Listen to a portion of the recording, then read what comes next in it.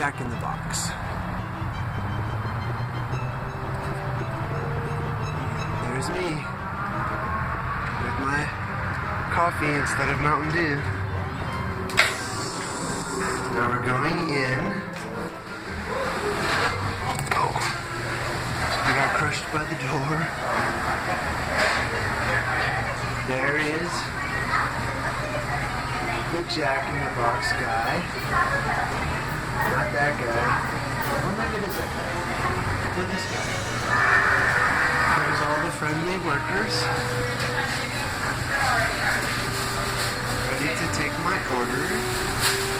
Hi. I'm just doing a YouTube video on Jack in the Box. Okay. So I have a question. Do you know why it's called Jack in the Box? Do you think anyone here might know?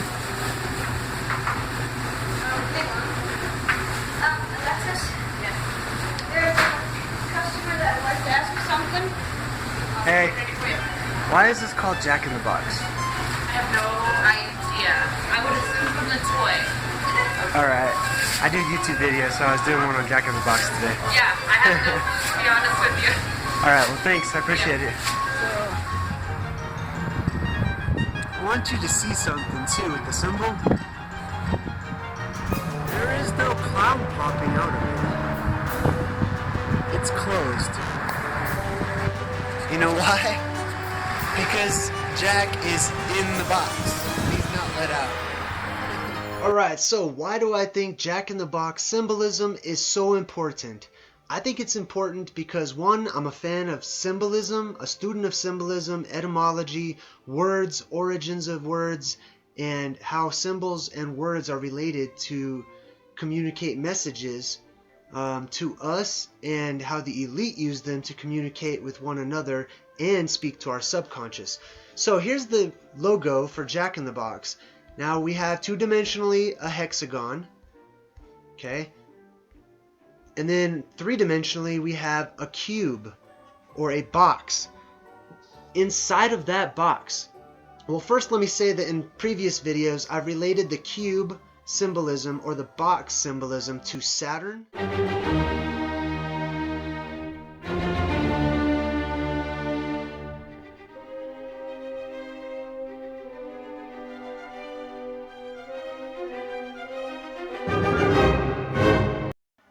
And how Saturn is the god of this world and the one in charge basically for now.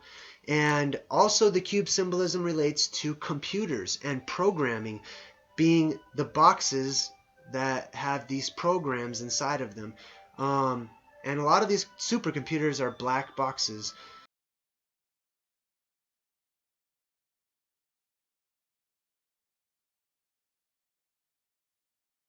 Just look up quantum D-wave computer. So we have man stuck in the box. Jack is a euphemism for man.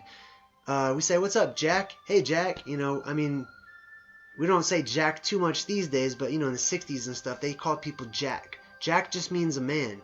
So we have man inside of the programming, or man thinking like the box, or according to the box. And man is stuck in the box. That's why on my channel, my motto is think outside of the box. So we have the elite putting Jack inside of a box, giving him parameters and walls, and he's stuck inside of the box. Let's look at one more logo from Jack in the Box. Now they could have used any font that they wanted to use. They chose this font where certain letters are connected to one another. I'd like to focus on these particular letters down here. Now, a lot of people have already showed out on YouTube that B can be a 1 and a 3 that have just been stuck together. So we have 13. And then we have this. This is not the letter X, okay? Our brain is going to put the missing pieces together and tell us that it's an X, but it's not. That's not even close to an X. This is a picture, which is this fish symbolism, right? This is sort of a pictograph of a fish, and the fish is facing to the left, or for you, this way is left. Now, Things that face left in symbolism usually represent the left-hand path. Things that face right represent the right-hand path. And basically, left-hand path is like the path of information and pure knowledge and pure information. The right-hand path is usually pure emotion and feeling. And then of course, there's a middle path. So, why did the elite choose, or the powers that be choose to put Jack inside of a box and humiliate Jack by turning Jack into a clown? So whoever Jack is, they decided to make fun of him, turn him into something to be laughed at, and keep him stuck in a box. I'm going to tell you who I think Jack is and why they put him in a box symbolically. But first I have to share with you something about our alphabet. Now this is the letter J. The letter J is a recent addition to our alphabet. It only came into existence in the 1600s. Before that, there was no letter J. There was no J in existence before the 1600s. The letter J is really just the letter I with a hook on the bottom. And the reason that they put that hook on the bottom was to basically capitalize the letter I. So you had an I, and to set it apart from a lowercase I, they would put a hook on it. And this became our letter J. Through dialect, accents, these things determine the changing of languages and emerging languages. So E is how you pronounce I. I, E, E. And through language variants, that became Ji, Ji, Ji, Ji, which became Ja, Ja, Ja, Ja, Ja. And anyways, it's an evolution of a sound. And with the evolution of the sound is the evolution of the symbol representing that sound, until eventually you get a totally different looking symbol. For example, let's look at the letter U, V, and W. U is U. V, or is how you say V. V is just a variant of U. It's how people said ooh, ooh, ooh, ooh, ooh. And they did it differently with their lips and their tongue, so it made a different sound. Thus, the symbol for it changed to a more harsh sound. Now, W, excuse me, W is just a double U. It's two U's put together to make a longer ooh sound. Ooh, ooh, ooh. Or it could be a double V as well. What else? The letter C sounds just the exact same as the letter G, as the letter Q. And many of these, our alphabet used to be much smaller. We've just included letters into our alphabet as our dialects and accents evolved. So, why am I telling you this? Because I want to tell you about a possibility of where Jack comes from and a possibility of who Jack is. I'm going to share with you an excerpt from The Children of the Matrix, written by David Icke. I don't agree with everything that he says, but I really appreciate the research that he's put into certain things, especially symbolism and etymology, which is the study of words. So, he writes that Waddell, a man, produces a stream of evidence to show that the Hindu god Indra and the European Thor, after whom we get Thursday or Thor's Day, are the same person or deity. So this guy says that Indra in Hindu is the same god as Thor in European myth or legend.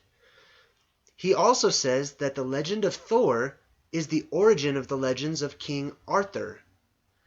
Thor is known in the Edda as Thor, which became Arthur or Erthor. You see how it just depends on how you say those words? Erthor, Erthor, Erthor, Arthur. Both and or her and are, came from the same root meaning, Aryan, or, the word Aryan has a serious stigma about it, so I want to just, in my own personal view, share with you where the word Aryan, I think, comes from. It comes from the word air, right? A-E or A-E-R, those from above, or the air ones. Now, on means one of. So, ones of the air, right? Or the deities that fly, basically, or the guys from the sky or above. So, Erion. Anyways, I'm going to skip down a little bit. And he says, later became Thor of Northern Europe and Prometheus of the gods. Indara was the traditional founder of civilization and was deified by the Sumerians. Now, Indara sounds just the same as Indra. It's because they're the same. It's just a variant of how you're saying that word. It's an accent, a change in accent. So let's go down here. How does this relate to Jack, right? Jack is a very Americanized word, right? Just like Jesus is a very Americanized word, and Joshua and some other words. So, down here. Like Thor, Indara was portrayed with a hammer by the Sumerians. The fairy story of Jack and the Beanstalk, or Jack the Giant Slayer, comes from the tales of Indra / Thor.